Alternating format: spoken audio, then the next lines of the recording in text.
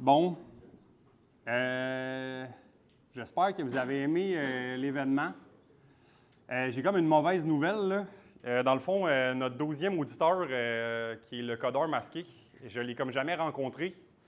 C'est comme un peu une légende là, à Québec. Dans le fond, là, il y a seulement Mike qui y avait parlé, là, puis il est comme vraiment difficile d'accès.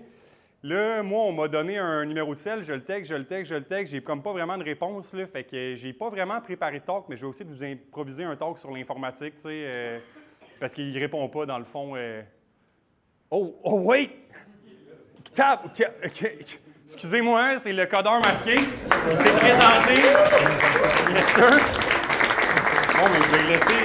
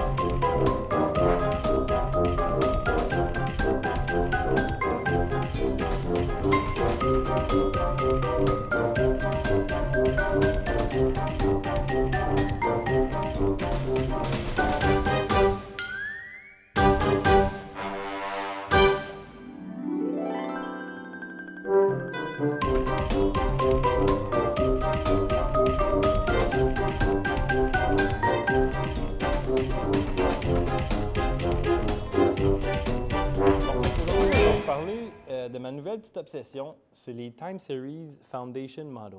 OK? Puis là, attendez-vous pas à ce que je rentre dans les détails architecturaux des modèles en tant que tels, puis ni faire des comparaisons de benchmark. Genre, j'ai pas le temps de niaiser avec ça. C'est des détails qui sont vraiment pas importants pour mon use case. Puis, on va plutôt, dans le fond, voir si ça peut être utile pour mon use case. C'est de la leak detection, la détection de fuite d'eau dans des conduites. Puis je vais en même temps vous partager mon thinking process pour évaluer des solutions en mode startup. Si on se souvient, mon dernier talk que j'ai fait, c'est coder en mode startup. Maintenant, on évalue des solutions en mode startup. OK? C'est parti. Fait que on va, en premier, je vais vous donner énormément de contexte parce que sinon, vous n'allez rien comprendre de ce que je vais dire. On va se familiariser avec les problèmes, le problème que j'ai, puis ses défis. Après ça, on va définir nos critères, lister les solutions potentielles. On va explorer un outil, c'est-à-dire les Time Series Foundation Models, pour savoir est-ce que c'est une solution qui est potentielle pour moi. Puis après ça, on va faire des pré-conclusions, parce que je vous garantis tout de suite, je n'ai pas de conclusion. Fait qu'on y va avec le contexte. Vraiment, ça, c'est un ancien screenshot de mon app. Essentiellement, ce qu'on fait, c'est qu'on prend des petits devices, on les met sur des compteurs d'eau existants, puis on mesure l'eau qui passe dedans. Les petits devices, ils font juste de la télémétrie. Ils m'envoient à chaque 15 minutes un ping sur la quantité d'eau qui est passée. Fait qu'essentiellement, c'est une mesure de flow multipliée par un diamètre. Ça me donne une quantité, un volume. Imaginez une petite turbine qui passe dans un compteur d'eau, même ça marche. Ça émet une impulsion, l'impulsion s'amasse, puis je le display sur un graphique de même. Ça, c'est genre le core de ce que nous, on fait. Notre site web dit qu'on fait la prédiction, on fait de l'analyse de consommation comparative, on fait blabla, plein d'affaires. On fait des recommandations d'actions personnalisées par l'intelligence artificielle, la détection de fuite, en moins de 30 minutes, l'identification proactive d'anomalies, blabla. Bon, OK, fait que la réalité... c'est correct, au moins la vision est claire. Fait que la réalité, c'est que, dans le fond, on mesure de l'eau et on l'affiche sur des graphiques. Là. C'est toujours vrai, c'est ça qu'on fait.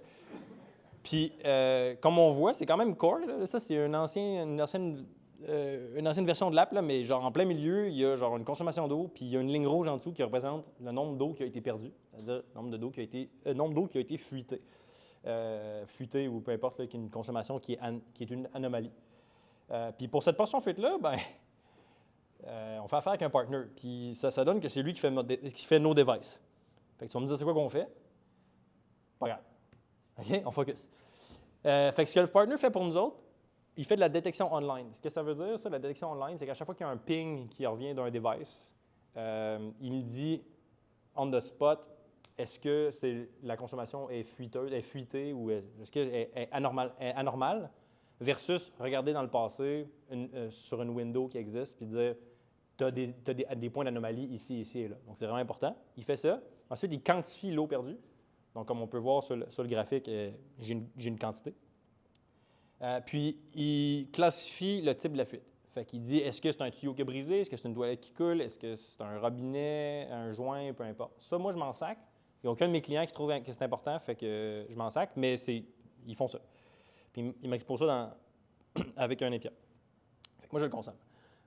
Puis là, moi, je me dis, dans les 3 derniers mois, ou même les 6 derniers mois, on se demande, genre, est-ce qu'on devrait le faire nous-mêmes? Ça serait important. Il y a un grand sage derrière qui s'appelle, son prénom commence par F, puis ça finit par l'heure. Il a dit que, dans le fond, des fois, c'est important de développer de quoi. Si c'est vraiment de la core value, c'est important de le développer. Pas juste de l'outsourcer puis de le packager. Des fois, c'est important. Fait que on suit le conseil de Fleur, puis on se pose la question régulièrement, est-ce qu'on le fait nous-mêmes? Puis on finit toujours par se dire, c'est good enough. Fait qu'on kick la canne par en avant. Puis c'est ça. C'est une start-up. C'est une start-up, fait qu'en start-up, c'est une bonne solution de juste payer pour les choses. Mais depuis les 3 derniers mois, genre, la question arrive de plus en plus souvent, puis je vais vous expliquer pourquoi. Fait que pourquoi on le ferait nous-mêmes? Pourquoi on le ferait nous-mêmes? Dans le fond, on peut diminuer le risque, c'est-à-dire qu'on devient de plus en plus le plus gros client de ce provider-là.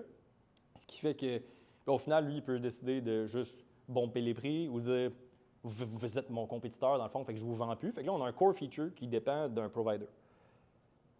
Puis qui est une solution qui ne se trouve pas partout. Ensuite, augmenter nos marges. Bien, il y a plusieurs manufacturiers là, qui font des petits devices comme ça de télérelève, mais lui, c'est le seul qui fait la fuite. Fait qu'il charge vraiment cher. Fait que nous autres, on pourrait bumper nos marges de genre 80 pratiquement, à changer de provider puis de le faire nous autres mêmes.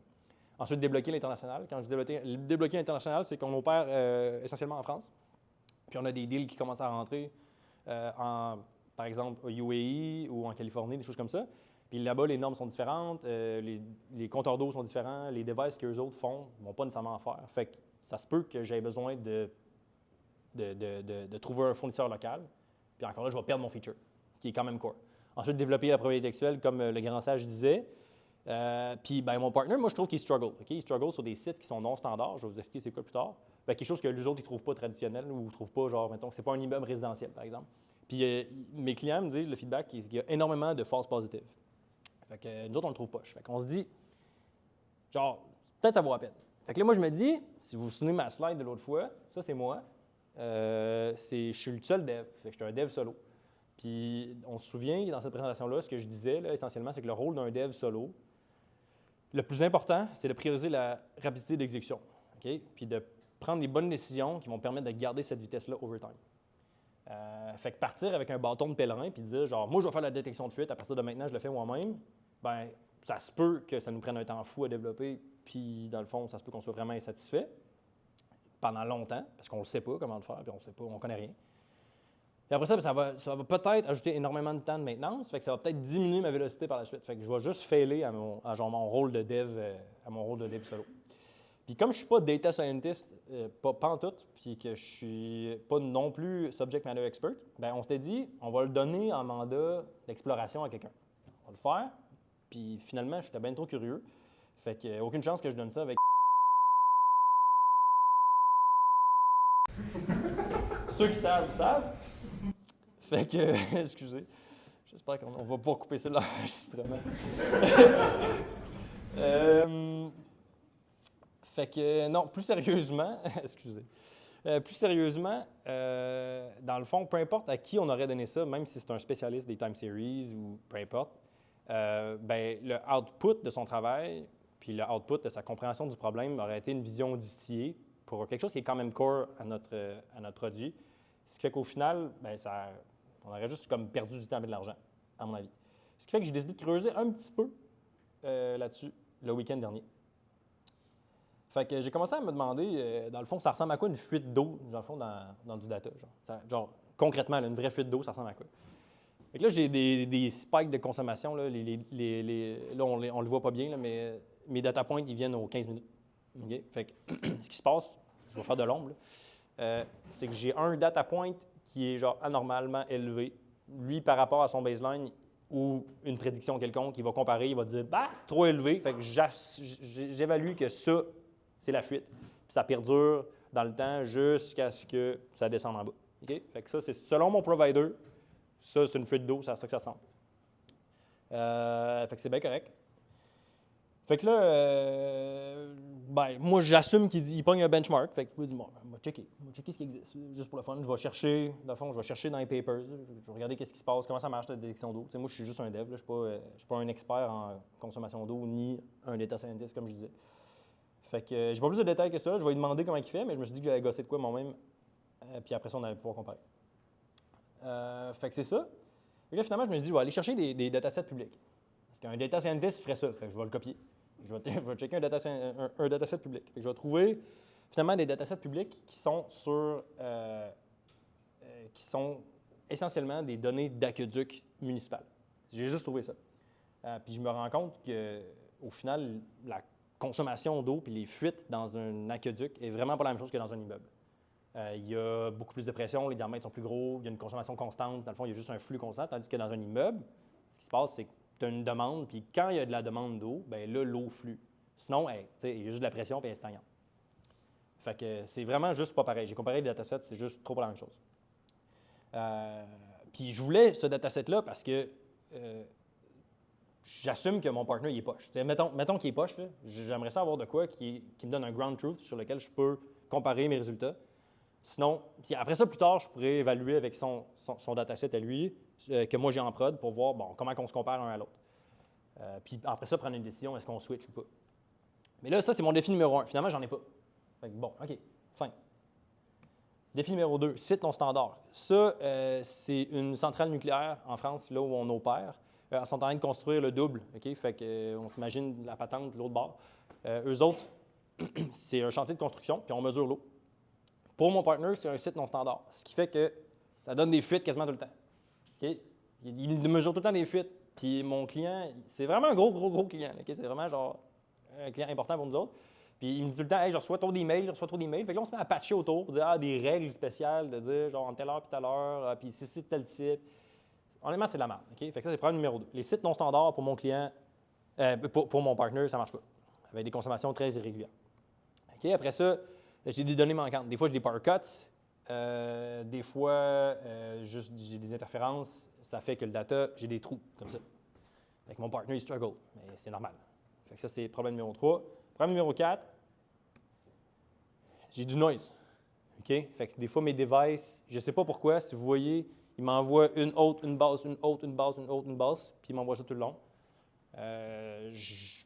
C'est juste du hardware. Okay? C'est normal. Genre, la théorie est belle, mais en vrai, en production, c'est tout le temps bizarre. Puis c'est un hardware d'un fournisseur externe, fait que je ne le contrôle pas, fait que c'est ça que ça me donne. OK? Fait qu'en théorie, la solution ne serait pas trop sensible. Fait que ça, c'est le problème numéro 3. Puis il y a d'autres défis, puis j'ai pas eu le temps de mettre des images pour ça. Là. Fuite à temps zéro. Fuite à temps zéro, c'est quoi? C'est au moment où on installe le device, il y a déjà une fuite. OK? Fait que faut que j'aille une solution quelconque qui me permet de dire, j'installe le device, fait qu'au temps zéro, j'ai une fuite. Ça, c'est pas simple, mais c'est possible. Ensuite, j'ai des fuites chroniques. Les fuites chroniques, ce qui va se passer, on va parler plus tard, là, mais une fuite chronique, c'est une fuite qui perdure dans le temps, ce qui fait qu'ils vont probablement contaminer le baseline ou la prédiction ou le prédicteur ou peu importe. Imaginons, si je reviens à ça, imaginons une fuite qui est tout le long. Okay, elle est tout le long. Ce qui fait que quand je vais le rentrer comme input dans ma fonction, on va s'imaginer que c'est une fonction, je vais le rentrer comme input, les data points, en fait, mon baseline, si je bâtis mon baseline en fonction du passé, il va toujours voir une fuite. Donc, c'est comme la consommation minimale va être au-dessus de la fameuse fuite. Fait que ça va être un problème. On va en parler plus tard, contamination des données. OK, fait que mes critères d'évaluation pour qu'une solution soit viable aujourd'hui. N'oubliez pas, moi, je suis un dev solo. Fait que je veux une solution qui généralise pour tous mes compteurs, toutes les fréquences, tous les sites. Je ne veux pas avoir genre 4 détecteurs différents, puis parce que c'est un chantier de construction en France, telle affaire, puis parce que l'autre est en Californie, telle affaire, puis diamètre, je veux pas ça. Je veux une solution qui généralise. Je veux 0 artefact spécifique. Quand je parle d'artefacts, je ne veux pas des weights, des configs, je ne veux pas un modèle, je veux rien. Je veux rien par rapport à chacun des devices. Je veux juste pouvoir feeder le data, puis j'ai un output. Vous me voyez venir, là. Je ne veux pas d'infrastructure supplémentaire. Donc, je ne veux pas, parce que je veux rajouter un nouvel algo, aujourd'hui, je suis tout seul, je ne veux pas avoir à gérer une instance avec des GPU, je ne veux pas avoir à gérer SageMaker, je ne veux pas avoir à gérer ça, je veux que ça run dans mes fonctions Lambda, qui sont auto-scalées. En Node, Wasm, c'est fine, puis je veux qu'il y ait peu de maintenance. Nice to have, résultat simple à expliquer aux users. Batch et parallel process, ce que je veux dire, c'est que dans le fond, moi, j'ai des centaines de devices qui sont déployés en ce moment aujourd'hui, puis je suis vraiment dans les early stages de la compagnie. Fait que peut-être dans 10 ans, je vais en avoir, ou même pas dans 10 ans, dans un an, je vais en avoir des milliers, des dizaines de milliers. Puis j'ai des pings à chaque, mettons, 10-15 minutes. Ce qui fait qu'il ne faut pas que ça prenne du temps, puis il faut que je puisse les relayer, les prédictions, comme je disais au début, la prédiction online à chaque 10-15 minutes, puis que je n'avais pas une queue à processer. Fait que je veux que ça se batch, puis ça se parallélise simple. Facilement. Puis, je veux que ce soit simple à changer. Bon, maintenant qu'on a défini nos critères, nos options. Soit je fais des stats, puis je me plonge dans les papers, je fais des stats, puis je deviens un expert de domaine. J'ai zéro le temps de faire ça. Soit je prends des algos de machine learning traditionnel, fait que je me train de quoi sur l'historique, avec une régression polynomiale, peu importe. Les algos spécifiques pour les state of the art pour les time series, c'est-à-dire RIMA, space, peu importe, on ne rentre pas dans les détails. Des deep learning methods qui sont séquentielles, des choses qui sont bonnes pour processer du data qui ont une logique séquentielle, fait que les RNN, LSTM, CN, toutes ces niaiseries-là. Foundation models, les LLM. Les LLM, c'est connu que c'est pourri pour les time series. J'ai essayé, puis quand je dis LLM, nomme-les toutes, là, ils sont toutes pareilles. Puis en cherchant, je me dis, Chris, les LLM, ça serait cool d'avoir la même affaire. D'avoir de quoi que je fais juste prompter, puis j'ai des résultats back. API style. Puis je suis tombé dans un rabbit hole des time series foundation models. OK? Fait que c'est ça qu'on va regarder. En haut, ça me prendrait trop de temps. Tout le reste, c'est de la merde. Les LLM, c'est pas bon. Fait qu'on va regarder les time, on va regarder les time series. OK. Fait que les time series foundation models, c'est quoi ça? Maintenant, je vous ai tout donné le contexte, défini le problème. Maintenant, on va essayer de regarder une solution. Fait que comme les LLM, les time series foundation models, c'est des modèles, vous n'êtes pas obligé de retenir ça, c'est des modèles qui sont autorégressifs, qui sont pre-trained sur une quantité énorme de données. OK? Fait qu'il y a du data qui sont réels et synthétiques. Puis le data qui est utilisé pour l'entraînement, dans le fond, c'est du data qui varie la fréquence, le domaine, l'horizon, la portée, l'amplitude. Quand on parle de time series, là, je ne sais pas si je l'ai dit, un time series, là, pour ceux qui ne savent pas, là, c'est juste un data point avec un timestamp. Okay? Fait que, apparemment, c'est compliqué. Fait que, bref, il y a du monde qui ont dit, ils ont vu le même problème que moi, ils ont dit les LLM sont pourris pour ça, fait qu'on va se mettre à trainer les affaires pour ça. Fait que là, le premier paper est sorti en fin 2023. Après ça, 2024. Après ça, là, il y en a plein qui se mettent à sortir, puis il y a un genre de arm race, de genre dire, hey, on va ajouter le time series modality au LLM, blablabla, bla, bla. Fait qu'il y a genre l'espèce de frenzy d'investissement démesuré d'AI est tombé dans le time series aussi. Fait que là, Morai, c'est fait par Salesforce, TimesFN, Google, TimeGPT, un indépendant, Amazon, puis Carnegie Mellon. Il y en a 5, puis il y en a genre 30, et j'en passe. OK? Fait que là, on comprend que c'est des modèles qui sont zéro shot. Ce que je veux dire par zéro shot, c'est qu'ils permettent d'accomplir des tâches, comme la prédiction, la détection d'anomalies, en zéro shot. Zéro shot, ce que ça veut dire, c'est que je n'ai pas besoin de faire une phase d'entraînement. Donc, j'envoie du data, un prompt, une context window, peu importe. Puis en échange, j'ai une prédiction. OK? Puis ça marche. Tantôt, j'ai parlé d'autorégressif. Ce que ça veut dire, c'est que, comme un LLM, je donne du data, il va prédire le next token, puis il va utiliser le next token et le reste de la context window pour processer le next token. Même affaire, il va prendre ensuite les deux tokens qu'il a fait, il va processer l'autre. Même affaire pour les time series. Fait qu'il va prendre un data point, il va prédire le prochain data point, puis en fonction de celui-là et le reste de la context window, il va prédire le suivant, ensuite il produire le suivant. Donc, il n'y a aucun training. Et c'est ça. Donc, là, s'il y avait quelque chose S'il y a une chose que vous devez retenir, dans le fond, dans tout le talk, là, c'est que peu importe, dans le fond, si c'est des time series ou du natural language ou du vision, c'est que dans une startup, quand tu factor in les coûts, OK, fait que le temps, la vélocité d'équipe, la maintenance, l'infrastructure, les coûts en argent, un modèle zéro shot a toujours plus de valeur que n'importe quelle autre solution, même si tu as besoin de sacrifier un peu de précision. Surtout quand il y a un arms race et qui fait qu'il va s'améliorer over time. Parce que tu peux bénéficier gratuitement d'une amélioration d'un modèle faite par des experts. OK? Fait que si vous avez une chose à retenir, c'est ça. Puis en plus, dans mon cas, TimesFM puis TimeGPT sont offerts as a service.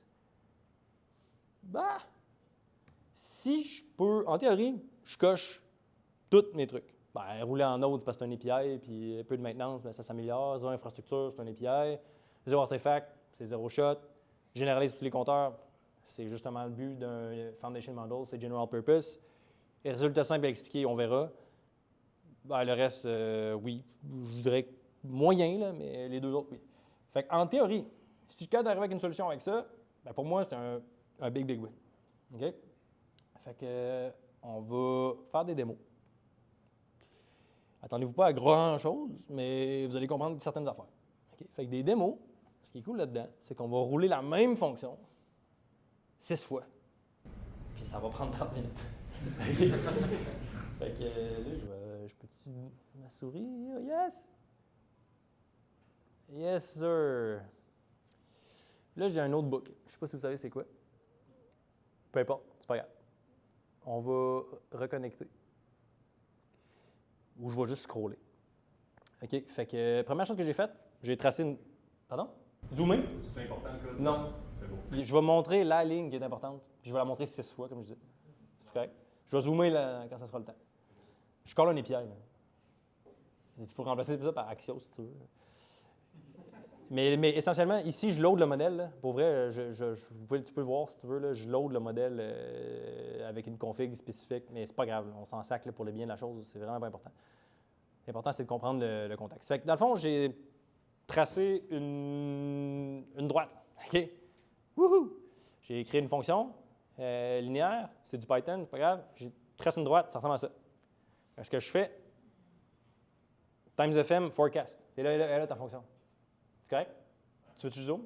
Ah oui, non. Forecast. OK? Je passe 2 paramètres. Il y en a plusieurs, mais c'est les 2 seuls qui sont importants. Horizon. Horizon, c'est combien de points que je veux que tu prédises. Puis le input, c'est le input. C'est la série, le time series que tu veux que je prédise. Remarque qu'ici, je ne passe pas les X, fait que je ne passe pas le temps. TimesFM s'en occupe d'inférer, il s'en sac, mais d'autres modèles comme TimeGPT et Morai, ils veulent que tu donnes la granularité, ils disent que ça améliore. Puis tu peux passer des features qui appellent exogenous, fait que tu peux passer des features genre c'est un jour férié ou genre des trucs spéciaux. Moi, je veux pas de ça. Okay? Je veux le moins possible, je veux voir qu'est-ce qui se passe raw. Fait que forecast, qu'est-ce qui se passe? Ça m'output un array. Ça m'output un array de prédiction, j'en ai demandé 10, j'ai 10 chiffres. OK. Super clair jusqu'à maintenant. Fait que là, le code n'est pas important. Tout ce que je fais, c'est plotter la prédiction. Tu vas me dire, Chris, c'est pas une droite parfaite. Oh, mais, of course. C'est pas fait pour ça. Okay? On n'est pas là pour genre inférer parfaitement une série. On est là pour approximer avec une prédiction. Ça, c'est une droite. On va faire la même affaire. Maintenant, je fais un sinus. Okay? NumPy.sin, ça fait une fonction sinusoïdale. Puis, même affaire. Forecast. Je demande d'en plotter 30. Puis, by the way, ici, là, ils supportent multiple time series. Tous les modèles font ça. Fait que je pourrais demander en batch, de dire, prédis-moi, dans le fond, les 100 ou les 32 ou les 48 prochains points pour toutes les time series suivantes. OK? Fait que là, j'ai demandé une sinusoïdale, il me le fait sans avoir trainé, sans avoir fait une approximation, rien. Il fait juste lire la context window puis dire le prochain, ça devrait être ça, le prochain, ça devrait être ça, le prochain, ça devrait être ça, basé sur tout ce que j'ai déjà vu. Fait que ça, c'est quand même cool. Là, tu me dis c'est un sinus facile. OK, fine. Je vais prendre un sinus puis je vais le multiplier par la linéaire au départ. Fait que ce qui va se passer, c'est qu'on va avoir un sinus qui grossit. Fait que c'était une fonction linéaire de 0 à 1.2. Fait que là, le sinus va être de même, puis là, ça va grossir. T'sais. Fait que, on fait ça. Fait que ça ressemble à ça. J'ai dit, ben, qu'est-ce que je vais faire? Je vais faire forecast. Good. Forecast, je demande m'en plotter 30. Not bad. Not bad quand même. Puis c'est fast, là. Check. Ben non, il est connecté. Ouais. On peut l'essayer. Je run sur le CPU, by the way, j'ai pas. Si tu check la config là, initiale, tu peux configurer. Config. Là-dedans, dans le fond, je peux lui dire run sur le CPU, sur le GPU. Torch, dedans, toutes les niaiseries de data scientist qu'on s'en sac. Moi, anyway, je vais le coller vers un API. Fait que c'est pas grave. Mais je te garantis qu'il run sur un CPU. Fait que là, mettons que je run. Je vais juste. Désolé, j'ai pas fait ça. Puis si ça marche pas, ben je vais juste continuer à scroller au lieu de runner du code. Bon, là, vous voyez ce qu'il fait, là. Il pip install d'un repo. Puis là, ça va sûrement prendre 17 ans. Ça peut pas être plus long que le temps que ça t'a pris pour setuper ton truc. Hey, c'était cool, c'était tough quand même. Moi, j'ai pas fait ça souvent, là. Caster des affaires à gauche, en haut. C'est rare, ça arrive. Bon. C'est trop long, fait qu'on va juste scroller. Fait que, comme je disais, bon, on était rendu à la sinusoïdale progressive. C'est pas pire quand même. Il a fait ça. Bon, fait que là, maintenant qu'on regarde du vrai data, là, parce que c'est cool d'avoir des fonctions artificielles comme ça. Dans mon cas, à moi, je load un truc qui s'appelle prod dataset. J'ai exporté du data de 3 devices particuliers. Je l'ai mis dans mon drive. Je demande à Drive de le mounter. Non, on s'en fout. Ça ressemble à ça. Je print, je vois que j'ai 3 ID de device. Là, dans le fond, je loupe sur les devices qui sont là-dedans, puis je les plotte. Fait qu'on va aller voir les différents patterns de consommation d'eau, à quoi ça ressemble. Fait qu'il y en a un qui est comme ça, quand même cute. Un beau cycle. Ça, c'est un immeuble résidentiel. Fait qu'on voit qu'il y a une consommation, clairement, ça, c'est la nuit, puis ça, c'est le jour. Là, il run la buanderie, je pense. Je suis dessus. Okay. Fait que, après ça, l'autre, c'est le data noisy qu'on a vu tantôt. C'est la même chose. C'est un autre immeuble résidentiel. Puis ça, c'est le site qu'on disait tantôt qui est non standard pour mon partner. Puis là, je fais juste montrer un snapshot jusqu'au 29 février, mais j'ai du data de début mars jusqu'à aujourd'hui, évidemment. Fait que là, je lui demande, fais-moi un forecast. Là, le 7.6, là, vu que je ne suis pas bon pour runner du code, mais 7.6, c'est lui. C'est lui qui est cute. Fait que je lui demande de forecaster sur 7.6. Puis il me fait ça. OK. Not bad quand même. Pour un truc qui est quand même genre irrégulier, mais c'est pas une sinusoïdale. C'est quand même not bad. Not bad, mais c'est pas hot. Là. Genre, je peux rien faire avec ça. Là. Je peux pas faire de la détection d'anomalie, de la détection de fuite. Je peux pas faire grand-chose. Il y a quelque chose, par exemple, que je ne vous ai pas montré jusqu'à maintenant.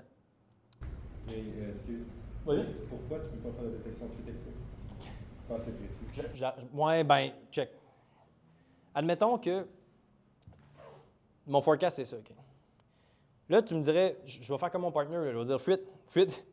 Dans le fond, la valeur observée est tout le temps au-dessus du forecast. C'est ce que je fais avec ça.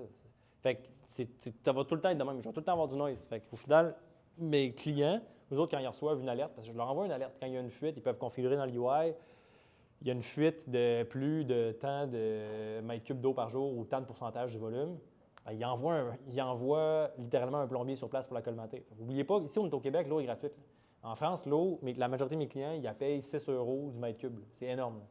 Fait qu'ils veulent envoyer quelqu'un rapidement. Fait qu'il ne faut pas que je leur envoie des forces positives à tout bout de champ. C'est la pire affaire.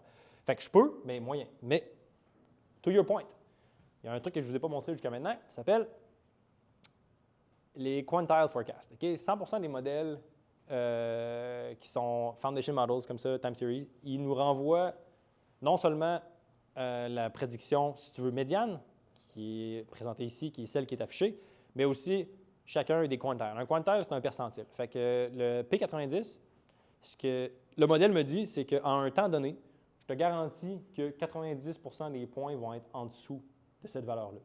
OK? Fait que c'est quand même cool. Puis même affaire pour le 10, bien, seulement 10% des points vont être en dessous de ça. Ce qui fait que ça me donne un range Puis là, je vais vous montrer pourquoi c'est cool. Fait que ça me donne un range en un temps fixe qui me dit un pourcentage de confiance entre chaque temps fixe. Fait qu'au lieu de me donner une standard deviation tout au long de ma patente, qui est la même pour toutes, qui ne ferait aucun sens pour moi, ben c'est genre au point là, à ce point ici, ben ma standard dev, mon pourcentage de confiance, il est probablement élevé, puis au point ici, il est probablement à court, parce que c'est tout le temps en bas, tandis qu'en haut, ça varie. Fait qu'on va aller voir comment ça se passe. Les quintile forecast. Fait que j'ai décidé de plotter ça, justement. Je plotte le 90 et le 10. Ça me donne ça. Comme j'expliquais tantôt, ça me donne un range. Là où il y a beaucoup de volatilité ou de variance, l'écart il est grand. Puis ici, l'écart il est petit. Tu peux t'imaginer un piston chart, là, tu sais, les fameux... ça, j'ai cherché tantôt. Ça. Cool quand même. Mais prédictif. Normalement, les piston charts, tu ne peux pas faire ça sur du prédictif. Tu fais ça sur du passé. Tu computes, mettons, le Bitcoin price over time. Là, tu dis ça varie plus. Les jours où est-ce que la Réserve fédérale vont faire des annonces. Ils ont fait une annonce hier, ça a varié, puis là, ça a plongé, puis là, je suis pauvre. Fallait que je le dise, excusez. Fait que, petite variance, grande variance. Ça, c'est cool. Ça, to your point, avec ça, je peux faire de la prédiction. Donc, mon idée. L'idée est qu'on va prendre, une fois qu'il y a une valeur qui dépasse le 90e percentile en un point X, on a potentiellement une fuite. Donc, ce qu'on va faire, c'est qu'on va faire pour quantifier l'eau, on va faire la différence entre le point qui dépasse. En ce moment, il n'y en a pas, peut-être ici. Fait que là, on va faire la différence entre ce point-là puis le point forecast, puis on va dire ça, c'est le league volume. Un peu l'équivalent de ce que le bonhomme faisait, mon partner, avec son baseline, qu'on pense que c'est son baseline par type d'immeuble. Fait que le site non standard, lui, je le sais for a fact qu'il y avait une valve oubliée le 3 octobre, parce qu'il me l'a dit. Ça, c'est ma solution au problème de dataset public. C'est ce data point-là. OK? Fait que toute la valeur est dans ce data point-là. Soyez attentifs. Non. Fait que, même affaire. Même affaire. Le 3 octobre, là, c'est le 3 octobre en heure de Paris time. Fait que là, on ne le voit pas bien, là, mais c'est ici. OK? Ici, il oublie sa valve. Si on regarde le pattern, à la fin de journée, ils vident leur patente. Après ça, ils ferment. Là, il a vidé sa patente, puis il n'a pas fermé. C'est resté ouvert. OK. Qu'est-ce qu'on fait avec ça? Ben, on fait une prédiction quantile. Puis il me donne la même affaire. Très cool. Fait qu'il me donne une variance ici, puis il sait que la nuit, ou quand il ferme sa valve, ça devrait être une très faible variance. Fait qu'il met ça en bas. Fait que la prédiction est en bas, le 90e percentile est en bas, tout est en bas. Ça me dit, ça me crie, ça pue fuite. Là. Regarde ça. Fait que l'idée, comme je dis, l'idée est de faire un moins l'autre, lorsque. Fait que NPyWare, fait que quand c'est observé, c'est aussi cave que ça, là, quand c'est observé est plus grand que P80, ben, je fais observer moins point forecast. Point forecast, c'est le médian, sinon c'est 0. Ça me donne un petit truc de même, puis ça me fait une patente comme ça, qui ressemble à peu près à ce que mon partner fait. Là, tu vas me dire, ouais, c'est noisy ton affaire, t'as un data point de là, t'as un data point de là, c'est pourri ton truc. T'as raison. C'est pas tant bon. Mais là où je voulais, il l'a dit. Il l'a dit, le bonhomme. Fait que là, j'ai pas eu le temps, parce que j'étais rendu là ce week-end, puis on me disposait de le donner en contrat, puis il fallait que je le cache à mes collègues. Finalement, je leur ai présenté lundi, je leur ai présenté ça. Fait que ce qu'on peut faire pour réduire le noise, c'est d'appliquer un dual filter. Un dual, c'est essentiellement... Un dual, ça veut dire quelque chose qui reste dans un même état pendant un certain nombre de temps. Fait que ce que je vais vouloir faire, une fois que je fais ma prédiction online, fait qu'à chaque fois qu'il y a un data point qui rentre, je mesure, je dis, OK, y a-t-il une fuite? Oui. Est-ce que je suis encore dans un état de fuite? Prochain data point qui rentre. Ah, je suis encore en fuite. Ah, je suis encore en fuite. Donc, on peut faire à chaque fois 1, 2, 3, 4, 5. Est-ce que ça fait 5 fois ou 10 ou peu importe, là, N fois que je suis dans le dual state, dans le state désiré? Là, je pourrais rapporter la fuite seulement à mes clients, seulement rendu là. Fait que je pourrais faire ça, par exemple. Fait que de retour à Code de Québec, c'est tout ce que j'avais à démoer. Fait que vous avez vu, on a vraiment collé la même fonction 6 fois. Ça a pris à peu près une demi-heure. Je vous l'avais dit. Fait que retour sur les défis présentés. Données manquantes, je ne vous l'ai pas dit, mais à peu près tous les modèles permettent de filer les fils de blanks, mais c'est juste une prédiction. C'est juste comme un... Ça dépend de comment tu l'utilises, là, mais essentiellement, tu fais une prédiction sur le data de contexte là, pour remplir le blank, puis ça remplit ton data point. Fait que ça, c'est cool. C'est cool. Excusez, je travaille avec des Français. Fait que site non standard, je mettrais moyen, là. Fait que peut-être. On l'a vu, là, c'est meilleur peut-être que mon partner sur le data point. Après ça, bruit dans les données, je ne vous l'ai pas montré, mais ça fait la même chose. Là. Genre, ça suit parfaitement. Ça, c'est cool. Aucun ground truth, ben là, je suis rendu là. OK? Fait que là, soit que j'adapte la patente sur un public dataset, soit que je me bâtis un dataset vraiment clair avec mes clients, où je vais voir peut-être le partner, puis j'essaie de faire un social hack, puis j'ai dit « Hey, t'as-tu un dataset? » Puis là, je me trouve nice, puis il me trouve nice, puis là, il m'échange ses affaires gratuites. Peut-être. Fait que ça va me prendre du temps. Fuite chronique, je n'en ai pas parlé, mais comme je vous disais tantôt, les fuites chroniques, c'est... Mettons qu'on vient ici.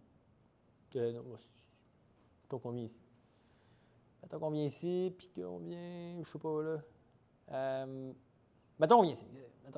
Puis qu'on avait une fuite tout le long. Là. Même. Tout le long de ma context window, ben lui, il apprend sur la context window. Fait que ta fuite est là, fait qu'il va baser son modèle sur du data fuité.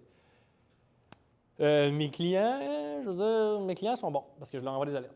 Mais genre, ils sont pas tant bons que ça. Là. Genre, c'est long. Les plombiers, ça leur prend du temps à pinpointer, puis ils mettent pas genre 15 compteurs. Fait que, mettons, des fois, il y a juste un compteur d'eau à l'entrée de l'immeuble. Fait que là, il faut qu'ils inspectent tous les points, puis c'est long à trouver. Fait que ça se peut qu'une fuite perdure tout le temps de ma context window. Fait que ce qu'on peut faire pour ça, mon idée, puis je ne l'ai pas fait encore parce que j'ai pas le temps, puis que je n'étais pas supposé faire ça, fait que c'est de décontaminer les données. Fait que quand tu es dans un état de fuite potentielle ou de fuite, bien, dans le fond, j'applique un filtre, je fais un moins, tout simplement. Un moins sur tous les data points précédents à partir du moment que je suis dans mon dual state.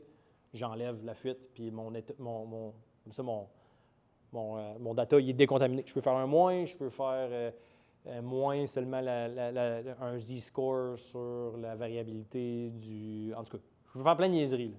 Mais là, il faut que je fasse des niaiseries statistiques et je ne suis pas un data scientist. Fait que ça va sûrement être vraiment la règle du pouce.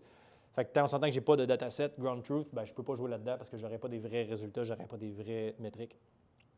Puis ça ne règle pas le problème de la fuite existante à l'installation. Parce que si j'installe mon device et que j'essaie de faire la prédiction en jour 1, je n'ai pas de context window assez long. Fait que là, après ça, quand je vais avoir une context window de 2 semaines, ou une semaine, peu importe combien de temps, je le dis, ben, je vais quand même avoir des données contaminées, mais je ne pourrai pas les décontaminer. Fait que j'ai ce problème-là, fuite existante. Fait que je n'aurai pas le choix de passer par un benchmark ou une méthode statistique. Fait que ça ne marche pas pour ça. Fait que, conclusion, est-ce que c'est un bon use case? Je pense que oui, peut-être. Je sais pas. À voir. Puis, est-ce qu'on peut se le permettre à court terme? Bien, honnêtement, pas impossible, mais genre, il reste de la job pas mal pour shipper ça en prod, puis que je sois confiant. Fait que status quo, quitte la canne par en avant, puis on continue à payer dans le beurre, puis on espère que le partner ne va pas nous dropper, puis ne va pas monter nos prix. Voilà.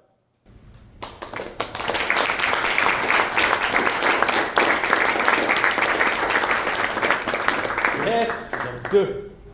Je vais commencer pas par Fleur parce que j'anticipe un roasting. Je vais passer par monsieur que je connais pas, là. Ouais. Vous. Enchanté. J'ai une question pour toi, puis ça peut être perçu comme une question stupide, mais j'aimerais juste savoir la nature de la source de données que tu as fournie pour avoir ces prévisions-là, pour avoir ces hypothèses-là. C'est des données bidimensionnelles, donc les seules données que tu as fournies, c'est le timestamp et puis le niveau? Même pas. Regarde bien. Je vais retourner. Je fournis que le niveau, en fait. Juste le niveau?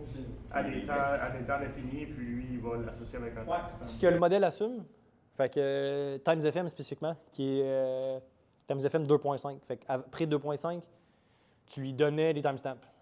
OK? Mais 2.5, lui, il assume des timestamps égales. OK? Fait que si tu veux dire, check, je vais te montrer, tu le vois, là, on va y aller avec la fameuse fonction linéaire. Non, pas la linéaire parce que c'est buggé, parce que je ne suis pas bon. L'autre, la sinusoïdale. Littéralement, je donne que les Y ici. Ouais, tu zoomes un peu, on peut pas lire. Ah, OK, c'est vrai. Excusez. Tac. Fait que je fais une fonction sinusoïdale, ça m'envoie juste le Y. Puis je fais juste lui donner le Y. Et après, c'est moi dans mon plot, là, dans mon chart, que je dis. Je vois rien parce que c'est trop zoomé, là, mais j'y dis les time delta sont une journée. Fait que c'est moi qui décide de l'axe des X. Là. Mais les autres modèles, ils le demandent. La sous-question que j'aurais à ça, c'est est-ce qu'il y a une possibilité de rajouter plus de dimensions, des contextes à chaque point? J'ai pas d'exemple exactement très précis en tête, mais est-ce qu'il y aurait moyen de rajouter un poids, un contexte? Tu peux y ajouter ce qu'ils appellent des features, ils appellent ça des exogenous features, c'est-à-dire des features externes. Ça peut être ce que tu veux, ça peut être arbitraire, pour chacun des data points. Fait que tu vas y donner, dans ce cas-ci, en Python, tu vas y donner un data frame qui est le même shape, la même grosseur, si tu veux, la même longueur, puis qui a une shape arbitraire. Je veux dire qu'il y a un nombre de rows arbitraire. Non, nombre de colonnes arbitraire, puis le nombre de rows, même nombre de rows. Fait que chaque colonne va être un feature exogenous, puis il va faire son interprétation là-dessus. Fait que tu pourrais y donner, comme je disais tantôt, une string qui représente le jour, si c'est un jour férié ou pas, par exemple. Ou tu pourrais y donner le nom du jour férié. Tu pourrais. Parce que, bon, eux autres non, là, mais il y a une espèce de race dans les LLM World, okay, qui décide d'ajouter, parce que vu que les time series, c'est vraiment important, tout est basé sur le temps. Si tu déplaces un char, une voiture, puis tu veux prédire il s'en va où après, bien, latitude, longitude fois time series, multiplié par le temps, ça va donner une vitesse, puis ça va donner un déplacement, une position. Fait que ça serait important que les LLM soient capables de faire ça si on veut vraiment avoir du AGI. Fait que il y a une espèce de race que les LLM supportent, dans le fond, la modalité du time series. Fait que d'avoir des features exogenous comme ça, bien, ça va être built-in avec ces modèles-là. Fait que tu en as un qui s'appelle OpenTSLM, entre autres, qui arrive avec des résultats un peu standards, un peu similaires à ça. Cool. Ça répond? Yes, merci. Esti, man, 4-5 personnes que je connais, j'anticipe des problèmes. Je vais aller avec le pire, Simon. D'après toi, là, si tu avais utilisé ton TS-FM model, aurais-tu pu essayer de prédire le cours du Bitcoin sur un peu d'argent?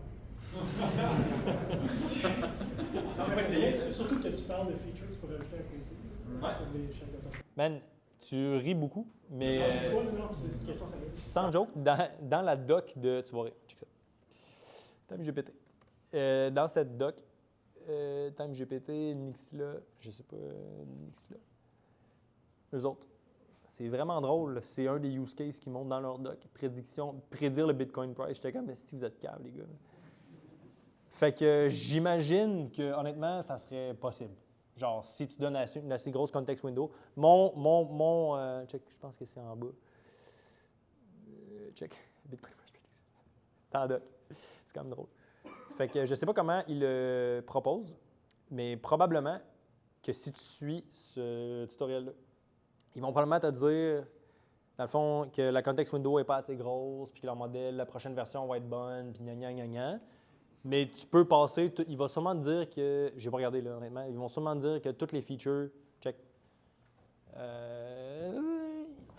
Sûrement que tu peux passer des features, target, level. C'est quoi la grosseur de la context window? De eux autres, je sais pas. L'autre, c'est configurable jusqu'à genre 16 000 times FM. Times FM 2.5. Les dernières versions, 16 000 data points, c'est quand même beaucoup. Les dernières versions, c'était genre 150. Là. Fait que, puis tu sais, c'est vraiment brand new. Là. Quand je dis brand new, c'est que les weights qui ont été ouverts open source, on parle de fin 2024. Là. Puis là c'est genre tout s'accélère. Fait que tout le monde release la version 2, puis release les weights, context window plus grande. Fait que c'est beaucoup utilisé. Next step, cryptocurrency forecasting. C'est quand même. Moi, j'aurais pas mis ça dans ma doc. Je l'aurais gardé pour moi. Tu sais. Non, c'est pas vrai. Fait que j'imagine qu'un jour, on va pouvoir le faire. Mais je pense pas que ça serait une bonne utilisation. Fleur. Là, depuis tout à l'heure, surtout au début, je n'étais pas sûr si c'était un abus de langage. Tu as parlé de Time Series LLM. Puis là, depuis tout à l'heure, tu utilises vraiment le mot LLM, modèle de langue. Mais là, de ce que je vois, c'est c'est pas un modèle de langue, là. C'est pas un modèle qui sert à prédire des tokens. Là. Pas du tout. Fait que J'ai pourquoi. pas dit ça. Oui, puis tu dis quand même souvent le mot LLM, même depuis ta période de questions. Là, tu sais, ça s'appelle quand même. Vas-y. Donc, c'est-tu un lien? C'est-tu vraiment un. Il va y avoir un lien un jour. C'est ça que je t'ai dit. Les deux sont entraînés de la même façon. OK? Qu'est-ce que ça veut dire? Ils sont entraînés de la même façon. Ah, c'est-à-dire, oui, ok, je comprends, tu l'as dit. Prédire le prochain. Exact. Le modèle auto-régressif. Il y en a que c'est des encodeurs-décodeurs. La majorité maintenant sont en train de switcher à juste decoder only, style T5, si tu te souviens. OK? Fait qu'ils vont prédire le next token avec ce qu'ils ont dans leur context window. Puis quand j'utilise le mot LLM parce que tout le monde sait c'est quoi un LLM, personne ne sait c'est quoi un Time Series Foundation Model. Right? Mais c'est dans le but. Puis là, check bien ce qui vient de sortir. La semaine passée. OpenTSLM. These guys. Time Series Language Model Reasoning. OK. Fait que là, comme je te parlais de la race, je disais qu'il y avait une race dans les LLM providers de supporter la modalité des time series. Ben ça, c'est une première tentative de faire ça. Puis là, ils déclarent que genre c'est meilleur que, je sais pas selon quel benchmark, là, c'est meilleur que quoi, mais j'imagine on s'en va vers là. Check. A new class of foundation models. Time series, check. Ça ressemble à écrit par un élève. Most likely pour vrai. Puis, non, mais c'est du monde legit, là. C'est Stanford, j'imagine qu'ils sont corrects, là. Ils sont sûrement meilleurs que moi, là. Genre, je sais pas. Fait que, ouais, c'est ça. Result, lightweight, base model, trained on public data, reasonably open. Fait que, son point est échangeable, mais bientôt. C'est pour ça que. T'as vu dans ma présentation, j'en parlais de plus en plus à la fin, genre. Parce qu'éventuellement, ça va être symbiotique. Chris, t'avais une question? Ouais. Deux choses. Un, j'imagine qu'ils sont trop gros pour suivre quand même les modèles. C'est petit ou c'est gros? C'est petit, je peux rouler sur mon Mac. Là. Ah! Ouais. Ok. Ça fait que j'imagine, mon question, c'est fucking cheap à utiliser ça? Dans le fond, Times FM, c'est part of Google BigQuery. Il l'expose de même. Tu peux l'utiliser, sinon OpenWeight. Si je le run, je veux dire, ça ne coûte rien là, à runner. C'est juste que moi, je veux pas d'infrastructure. Je veux pas runner, puis ils sont pas. Si je voulais les runner en WASM ou en Node, dans le fond, il faudrait que je les quantise ou que j'utilise Onyx. Puis Onyx, il y a un bug. Dans le fond, les weights sont trop early. Ils sont sortis il y a 2 semaines, là, ceux de Times FM 2.5. Fait que je ne passerai pas du temps à faire ça. Là. Fait que je vais utiliser BigQuery, puis je vais arrêter de niaiser. Puis pour celui de Nix-là, l'autre, TimeGPT, leur pricing est weird. Genre, il est juste pas transparent. Puis je pouvais me faire un compte, je pouvais l'utiliser. Je sais pas c'est quand que je vais capper le max. Puis à un moment donné, je me dis qu'ils vont me dire contact us, puis ils vont m'envoyer un bill. Là, genre, je sais pas. Fait que tu sais, je n'opterai pas pour eux autres. Mais leurs weights sont open, si jamais on veut utiliser. Le pic. Le fameux pic. Ouais, moi, ça n'a pas rapport avec le LLM. Tu disais que tu ne peux pas trouver une fuite quand tu rouvrais un nouveau site, right? À l'installation, tu vas découvrir une fuite. Mais, Avec ces modèles-là. Mais je veux dire, ton partner, il fait comment pour savoir ça? Je veux dire, si une fuite à l'installation, il ne peut pas le savoir non plus. Lui, il a un baseline, dans le fond. C'est pour ça que j'arrête pas de parler de mon baseline. C'est que, dans le fond, lui, il y a un détecteur. Tu peux t'imaginer un détecteur pour bâtisse résidentielle de personnes âgées. Un détecteur pour telle affaire. Lui, ça fait 10 ans qu'il fait ça. Là. Il fait juste de la détection de fuite. Moi, je fais d'autres choses, OK? Je colle sur mes pierres. Non, mais pour vrai, fait que j'imagine qu'il y a un détecteur pour ça. Fait qu'il s'imagine que. C'est pour ça que quand il arrive sur un site qui catégorise Other, ça marche juste pas. Il est tout le temps en fuite. Il est comme c'est irrégulier par rapport à ce que je connais. Genre. Puis c'est juste, ce gars-là, il vient du banking. Fait qu'il travaillait pour une filiale qui faisait. C'était un quant, là. Fait que c'était un quant qui travaillait pour une compagnie qui faisait du servicing pour une sous-filiale de Morgan Stanley. Fait qu'il faisait de la détection de fraude. Fait que lui, il a pris, dans le fond, cet algo-là, puis il l'a adapté. Fait que j'imagine que c'est hyper statistique, hyper, genre, domain expert, là. Ce que moi, je suis pas, là. Fait que lui, il peut faire ça. Mais, encore là, genre, une fois qu'à un moment donné, on a installé un device chez un client, juste à son compteur d'entrée, puis c'est genre, fuite! Ils sont comme, j'ai pas de fuite, là. Mais sur l'autre, je pense que oui, mais sur eux, j'ai pas de fuite. Genre, puis là, c'est genre fuite de continuelle de temps, mètre cube d'eau, puis il est tout le temps là, puis il arrête pas de me dire. Fait que là, ils ont désactivé les alertes, puis plein de false positives. C'est quand même de la merde. Fait que nous autres, on a mis un genre de layer de règles par-dessus, qui est comme des règles vraiment genre hard-codées pour le client, par-dessus un truc qui est hard-codé sur un baseline, genre développé par un gars que genre j'ai aucune idée de ce qu'il fait dans le fond. Fait que c'est pour ça qu'on se demande si on le fait nous-mêmes. Mais ça va prendre du temps. Là. On a d'autres choses à faire, d'autres choses à fouetter. D'autres questions? Commentaires? Témoignages?